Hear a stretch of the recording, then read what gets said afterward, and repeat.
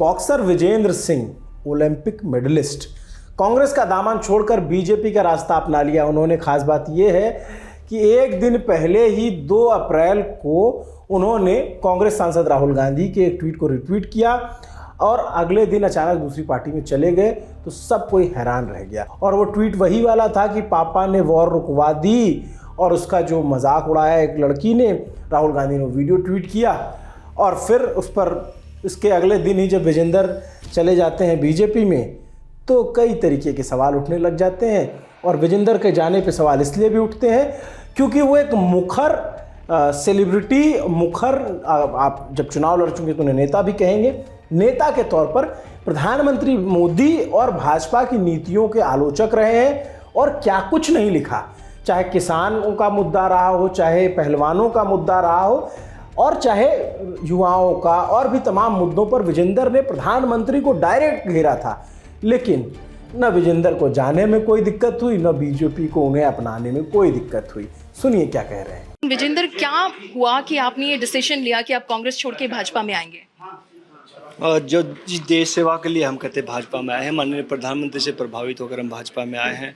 जो उनके कार्य करने की शैली है, जो उनका तरीका है, वो हमें बहुत पसंद है, तो इसलिए हम भाजपा में। जो आपने स्टैंड लिया था, अब भी आपका वही स्टैंड रहेगा बृजभूषण शरण सिंह के खिलाफ? बिल्कुल।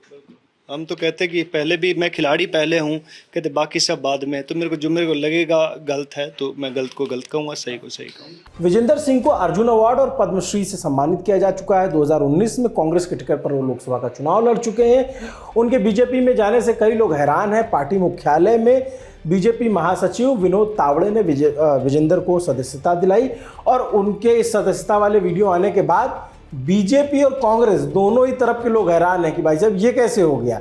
बीजेपी में शामिल होने पर विजेंद्र ने कहा कि मैं प्रधानमंत्री नरेंद्र मोदी, गृह मंत्री अमित शाह और तावड़े जी के नेतृत्व में आज बीजेपी में शामिल हो रहा हूं। एक तरीके से ये मेरी घर वापसी है। अंग्रेजी में एक कहावत है, it's good to be back. 2019 में मैंने पहला चुनाव लड़ा था। हाल फिलहाल जिस तरीके से खिलाड़ियों का मान सम्मान देश विदेश में बढ़ा है वो काबिल तारीफ है। जब से बीजेपी सरकार आई है तब से खिलाड़ियों को विदेशों में एयरपोर्ट पर किसी भी तरीके की परेशानी नहीं होती। मैं चाहूँगा इस सरकार में रहकर लोगों की मदद कर सकूँ। मैं पहले वाला ही विजेंद्र हूँ, अब भी सही को सही और गलत को गलत ही कहूँगा। तो क्या जब किसान आंदोलन करने आएंगे तो विजेंद्र बीजेपी सरकार के खिलाफ बोलेंगे? क्या जब कभी कोई पहलवान आंदोलन करने आएगा तो विजेंद्र बीजेपी के खिलाफ उसी मुखरता से बोल पाएंगे जितना वो कांग्रेस में रहकर बोला करते थे? विजेंद्र ने बीजेपी में जाने पर राहुल गांधी का एक सोशल मीडिया पोस्ट चर्चा में है। 2 अप्रैल को उन्होंने अपने एक्स अकाउंट पर जो वीडियो पोस्ट किया था और एक महिला बेरोजगारी पर सवाल उठा रही थी कि पापा ने मणिपुर के दंगे क्यों नहीं रुकवाए, जैसा कैप्शन लिखा हुआ था। राहुल गांधी ने उस पर ट्वीट तंज कसा था और उसके अगले दिन तो फिर इस पर जब विजेंद्र से पूछा गया कि आपने ऐसा क्यों किया तो बोले कि रात में मैं रिट्वीट करके सोया था, सुबह उठा तो मुझे लगा मैं गलत रास्ते पे हूँ तो मैं दूसरी पार्टी में आ गया। आज एक युवा ने मुझे ये वीडियो भेजा है, ये कहते हुए उस वक्त जो ट्वीट किया राहुल गांधी ने, उसको जब इन्होंने रिट्वीट किया था उसी को लेकर के सवाल था।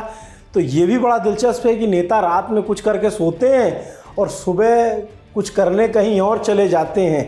तो ये बहुत ही दिलचस्प रहता है। और जैसे ही विजेंद्र बीजेपी में शामिल हुए, स्क्रीनशॉट वायरल होने लगा तो रिट्वीट होता है, रिट्वीट को आप अंडू कर दीजिए, रिट्वीट हट गया। और उसके बाद जो है और तमाम तरीके के ट्वीट हैं। 29 मार्च का ट्वीट है जिसमें कहा गया कि विडंबना ये है कि महज हफ्ते भर पहले ही विजेंद्र एक ट्वीट में पार्टी बदलने वालों पर तंज कस रहे थे और फिर उस वक्त उन्होंने लिखा था चुने चुनाए बिक जाते हैं 25-50 में और चुनने वाले रह जाते हैं 5 किलो राशन में। तो वक्त की बात है।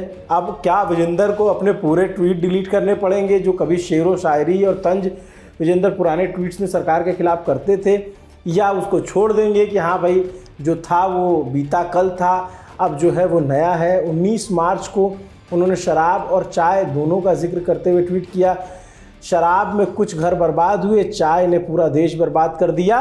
ये ट्वीट प्रधानमंत्री मोदी पर इशारा करते हुए, तंज कसते हुए विजेंद्र ने किया था। विजेंद्र सिंह हरियाणा के जाट समाज से आते हैं। साल 2019 में उन्होंने राजनीति में कदम रखा। कांग्रेस ने उन्हें दक्षिणी दिल्ली से लोकसभा का चुनाव लड़वाया था। तीसरे नंबर पर रहे थे। रमेश बिधूड़ी जीते थे, आपको याद हो। रमेश बिधूड़ी 5,87,000 वोट मिले थे, उसमें राघव चड्ढा आम आदमी पार्टी से लड़े थे, वो दूसरे नंबर पे थे, 3,19,000 वोट उन्हें मिले थे, और विजेंदर 1,64,000 वोटों के साथ तीसरे नंबर पर रहे थे। इस बार ये चर्चा थी कि विजेंदर मथुरा से चुनाव लड़ सकते हैं हेमा मालिनी के खिलाफ। कांग्रेस में कई विजेंदर के समर्थक जो है इस बात को ट्वीट कर रहे थे, और ये कांग्रेस समर्थक इसकी मांग भी करने लग गए थे कि इनको मथुरा से चुनाव लड़ाया गया। लेकिन जो सूत्रों से हमें खबर मिली कि विजेंदर सिंह चाहते थे कि उन्हें महेंद्रगढ़ भिवानी सीट से लोकसभा चुनाव लड़वाया जाए, जो कांग्रेस वहाँ से नहीं लड़वा रही थी। और बीजेपी तो पहले ही अपने कैंडिडेट डिक्लेयर कर चुकी है, तो क्या अपना कैंडिडेट बदलेगी, या विजेंदर अब पार्टी में, नई पार्टी में जाकर के अपनी लॉयल्टी स्थापित करेंगे, और उसके बाद उन्हें वहाँ पे कोई फल, कहते हैं सब्र का फल मीठा होता है, तो क्या वो मीठा वाला फल विजेंदर सिंह को मिलेगा, या फिर कांग्रेस से जाने से उनको नुकसान होगा। एक बात यह है कि राहुल गांधी की जो डरो मत वाली टीम थी, और विजेंदर की वो फोटो याद हो जो मूंछों पे ताव विजेंदर और राहुल दोनों दे रहे थे, तो वो टीम टूट गई है। राहुल गांधी के कई साथी उन्हें छोड़कर जा चुके हैं। उसी फहरिस्त में एक नाम विजेंदर सिंह का भी ऐड कर लीजिए। आपके लिए ये पूरी जानकारी हमारे साथी दीपेंद्र गांधी ने लिखी थी। नमस्ते, मेरा नाम अभिनव पांडे, देखते रहिए दी ललन टॉप। शुक्रिया।